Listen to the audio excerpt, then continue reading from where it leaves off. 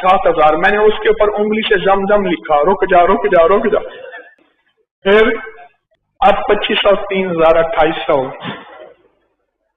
इसकी एक दलील देता हूं। शेखुल हदीस मौलाना ज़करिया रहमतुल्लाह अलैह बैठे थे, किसी ने कहा हजरत, और ये अकाबर पर एतमाद जो है उसकी पोस्ट इसमें मौजूद है। बाज़ वक़्त इल्म की कमी होती है, बंदा कहते हैं देखिए जी गाड़ी की टैंकियों कमी भी और पेट्रोल पे भी सूरत कौसर पड़ते हैं, इल्म की कमी होती है, बड़ों की जिंदगी सामने नहीं होती। अकाबर पर एतमाद पोस्ट मौजूद है, और ये किताब जो है मन घड़त वज़ाइफ, इसमें भी गालिबन वो पोस्ट है।